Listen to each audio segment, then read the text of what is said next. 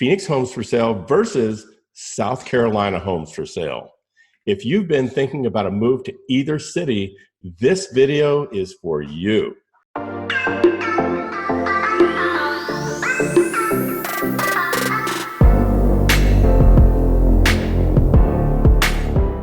And today I'm with Nia Swinton-Jenkins in South Carolina. And I'm going to show you why Phoenix is the city of choice. And Nia is going to attempt to show you why South Carolina and the city of Charleston might be the choice for you. So with no further ado, let's get rolling. Hey everyone, if you're planning a move to Arizona, sunny Phoenix, this video is going to be very helpful to you. And if you're thinking about moving to Charleston, South Carolina, then this video could also be helpful to you.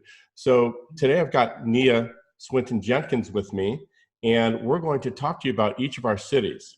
So one thing I wanted to point out is if you haven't subscribed to my channel, that would be a great thing for you to do now, because I want you to be on my inner circle so that when I crank out these videos that are about the area and what it's like to live here, that you get notified. So click on that notification and the subscribe button so that you're in the know and you're part of my inner circle. And if you're thinking about moving into the Charleston area, I've got Nia's link for her YouTube channel below in the description. So make sure to click on that and sign up if you're thinking about Charleston. So Nia, I thought it would be fun for us to talk about what's so great about our city. So I'm going to let you go first and talk about Charleston, South Carolina. Well, John, thank you so much for having me. I'm so excited about this. I've never been to Phoenix, but I am born and raised in Charleston. I'm actually born in downtown Charleston, and I was raised in a suburban area, Mount Pleasant, which is right over the bridge from downtown. Cool. And I love the city. I've lived there pretty much from birth until 18, moved away, came back with my family once I got married and had kids, and we had the choice between living there and Maryland, and it was an easy decision to make to come back to Charleston, mainly because we have such beautiful weather here. I mean, it's temperate most of the year. We pretty much have, like, I'd say 2 seasons. Oh, yeah. Maybe like where you have like a summer that's a little bit longer. Our summers sometimes run into the early fall, or what most people consider fall, which I love. There's lots to do outdoors. Again, close proximity to Savannah, Columbia, Raleigh, Charlotte. So it's an overall great place to raise your family. Sounds like a really cool city. And my story is, there's some similarities. But here's how and why I chose to reside in Phoenix, Arizona. So I moved to Phoenix in the middle of my high school years, moved from Santa Fe, New Mexico, which is another fantastic place to live, but you can't live in them all, right, Nia? No, you know? So I moved from Santa Fe, moved to Phoenix, and then as an adult, I decided that I had to live in California because everybody lives in California. So I went there with my brothers for a few years, and we had fun, but it was a big mistake. And here's why. It's just, even then, when I was 30 years old, and I'm 58 now, so that's almost 30 years ago, it was crazy expensive. It was impossible for a young person to get started and buy a house. And so I made my way back to Phoenix and quickly bought a home, built equity, and was able to enjoy living in Phoenix. So the Phoenix homes for sale right now today are most affordable in the entire country. If you look at the cost of living for Phoenix compared to many of the other cities, we end up at about number 37 on that list for affordability. I think that's a big deal. You know, the cost of living, I should say. We're number 37, and there's places in California that are, in order to buy a house, you've got to have at least $1.3 million, for example, to buy an average house in San Jose. What are people doing up there for a living? I know. They're working at Walmart? I don't understand. What's happening? Yeah, probably not. So Nia, what's the lifestyle like over there? Like for your daily living and enjoyment, tell me about what it's like to live in Charleston, South Carolina. Lifestyle wise, you have a little bit of everything. You can live closer to the city, where of course, like any city, you're going to pay a little bit more. Or you can live a little further out. I personally live like in the area. I don't live in the city exactly, but I don't live in a more rural or suburban area my neighborhood is actually planted in the middle of a city area, but you can't really feel it because it's more suburban. But I say all that to say what really matters when you're moving to Charleston and buying homes is what type of things you like to do, what type of things interest you, what type of neighborhood you would like to be in, and your price point.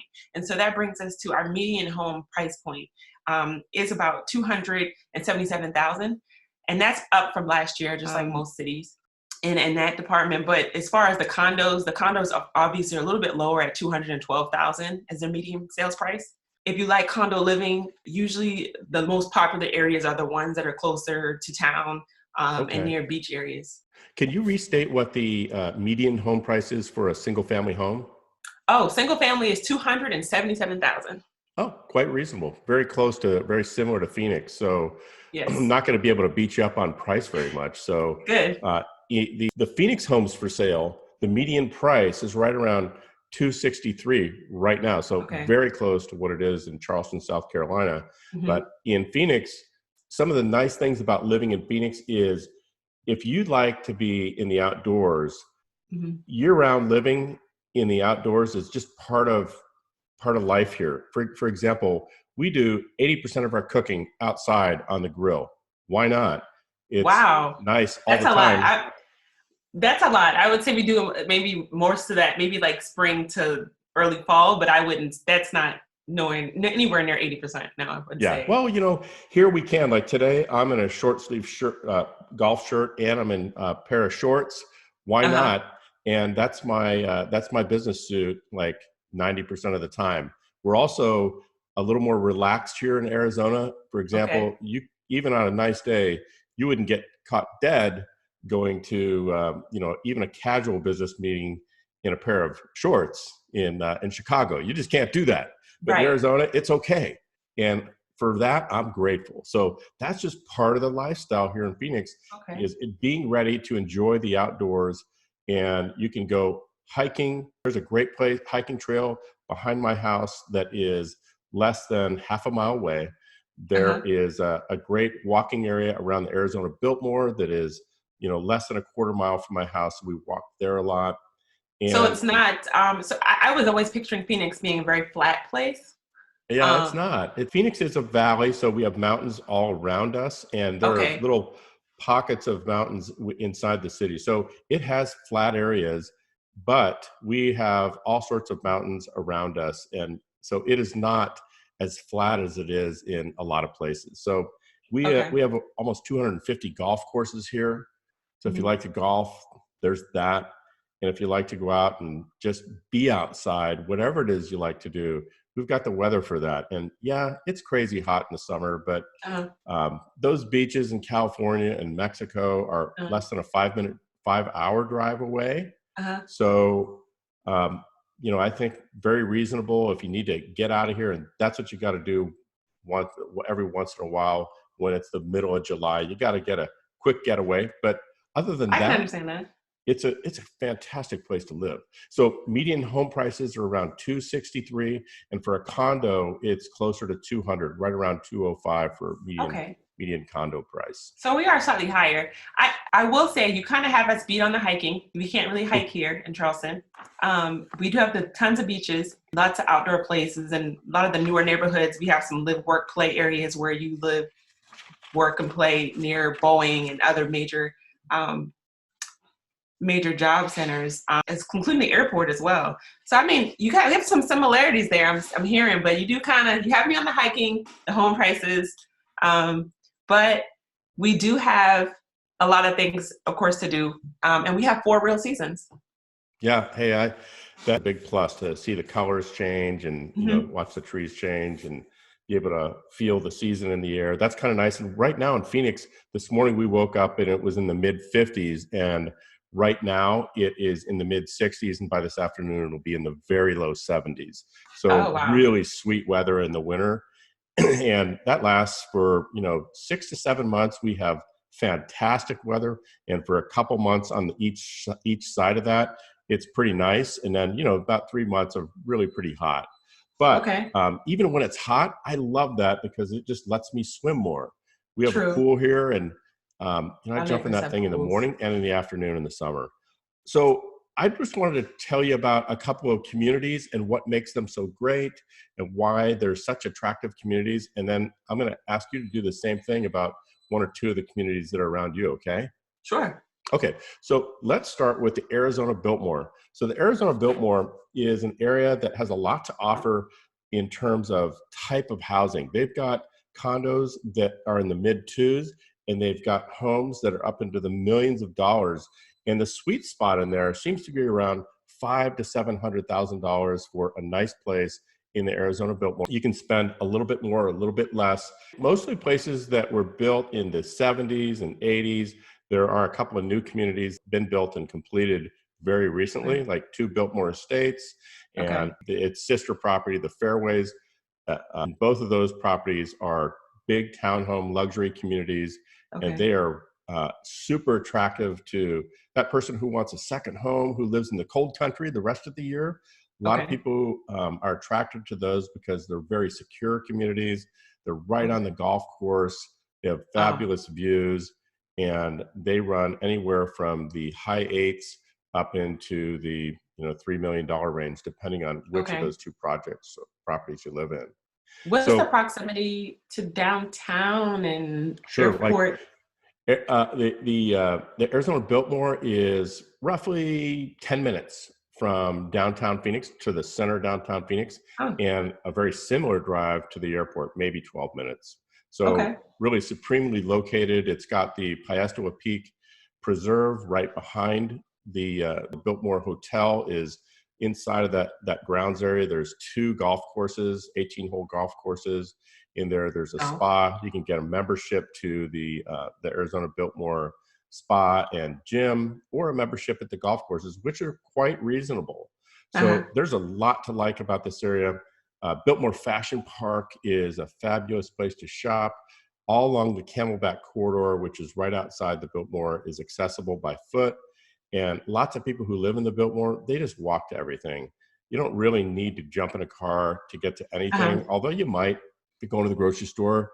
Otherwise, it's an easy place to just get to, park, go and live the rest of your time there on foot. It's a really, really nice community. So that's what I have to tell you about the Arizona Biltmore. And truly, just remember this. There's all those price ranges are totally accessible. If you need something in the low twos, a 1 or 2 bedroom condo, it's there. Really? If you want to live, and your neighbors, some of them are people who are affording $2, $3, $4 million homes, and you're rubbing shoulders with them. And I think that's good for property values. It is. I mean, it's really mixed, though. That's surprising to be so mixed. Yes. That range. And I think it makes life a little more interesting to live among different, a broad demographic. And it's, what they say, when the tide rises, all the boats go up, right? So I feel like, on an investment level, I think that's good. So tell me about one of the communities in South Carolina and Charleston that you think is especially attractive, and for whatever reason. There are several. I will say the biggest thing in Charleston that's happening is we're a historical town. I mean, a lot of towns like Phoenix have learned from Charleston, because like you're on a grid. We're not really on a grid other than the downtown area, which is not a full grid. So a lot of cities have actually modeled from Charleston to learn, like, okay, in order to be better with traffic or certain things, let's not congest the area. So I will say the downtown area is very attractive as far as, that you want to be downtown, be in a happening area. However, you have a huge price tag with that. You're looking at upwards of, millions to be downtown. However, the further away you go, the more affordable, and families really want affordability. They want to be in a community that has amenities. Like you were talking about the trails. I recently did a video about one that had a kayaking track. They want that kind of stuff. They want diversity in their neighborhood, so that if they're paying an HOA fee, they're actually getting their money's worth. So a really good community, I would say, one of my favorite communities right now is the Nexton area. Nexton is actually a little ways from the city, in the Somerville area of Charleston, to the city of Somerville, but it's considered one of the suburban areas. It's attractive because, similarly to the neighborhood that you mentioned, it does have diverse styles of homes.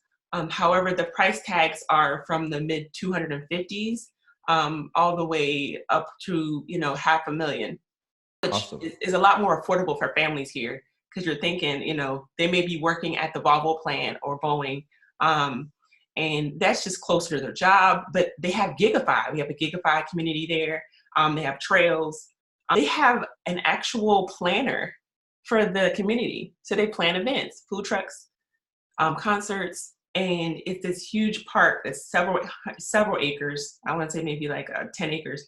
They have like this track where they can go in and do different things. So I No, I think like that's an that. attractive rate. I like that they have a planner, because if you have a family and you're looking for things to do, Hmm. you kind of just got to look at the calendar and see what they've got coming, right? Yeah, exactly. I mean, plus we've got to accommodate we have 2 military bases here. So, that's a really good bonus for them if they're thinking about maybe from the naval base driving a little further out and getting everything they want. Kind of Oh, feels that like sounds great. And how long is the drive from that community to downtown Charleston? downtown, it's about 25 minutes, Okay, about 25, 30 that's pretty minutes. reasonable. Hmm. So if you just wanted to have live in a nice, affordable community that is Hmm. going to have a lot to offer, you've only got a 25-minute drive to downtown Charleston. That's quite reasonable. That So is. here's another one in the Phoenix area. Homes for sale in downtown Phoenix. They range also from the mid to low threes, up Okay. into the millions. But the sweet spot in downtown Phoenix, you can find a lot of homes that are going to be hovering around $400,000 to $600,000. And Okay. as mentioned before with the Biltmore, you can certainly find prices either side of that Hmm. range. But $400,000 to $600,000 is going to get you a house in downtown Phoenix. And downtown Phoenix has just exploded in terms of things to do. It used to Uh-huh. be not very long ago, like 10, 15 years ago, at 5 o'clock when downtown Phoenix shut down and everybody left the office, nobody went down there. There was Oh, nothing wow. to do, and it all changed. We've got ASU, we've got U of A, Okay. who've gone into downtown Phoenix. The Roosevelt District, referred to as the Row District, has all sorts of Okay. artists, and we've got lots of restaurants, lots of Mhm. breweries. There's just a ton to do. And now, instead of people um, leaving Mhm. downtown Phoenix at 5 o'clock, a lot of Yeah. people who don't even live there, they go down there and enjoy it because Oh, so wow. much to do. So Yeah. that's a more recent revitalization, you mean? Is that Yes. Yeah, okay? there's been a lot of money and effort poured into downtown Phoenix because, while we don't have the historic architecture that you have in Charleston, Hmm. we do have some of it, and it's Okay. it's downtown Phoenix. So if you want to live in a cool old house, a little Hmm. bungalow, a little cottage Nice. that has been remodeled, they've got some little red bricks down there, some older places built in the 1920s and all the way up into the mid 1960s. There's a Oh, lot of wow. that Yeah. down there, so you can Those are get the that. coolest houses. They are cool, and if you want to live in a high-rise loft, they've got those too. So there's been a number of mid-rise condo buildings go in downtown Phoenix that are right in that price range that we talked about. So living in downtown Phoenix is a great way to go. We've got the Phoenix Suns down there, the Arizona Diamondbacks, and just living in downtown allows you to be able to live that lifestyle that I mentioned earlier of being on foot. So after work, once you get downtown, you can take the train, you That's can it. just walk around on foot and enjoy everything it has to offer. So I like downtown Phoenix. Yeah, it sounds like I like that kind of atmosphere where I can go from work to play. So the cool thing about it is, although there can be higher price tags down there, you can get some cool flats that are like right above some of the businesses in the Okay. downtown area. The main vein downtown is King Street. We too had a huge revitalization within the past 20 years.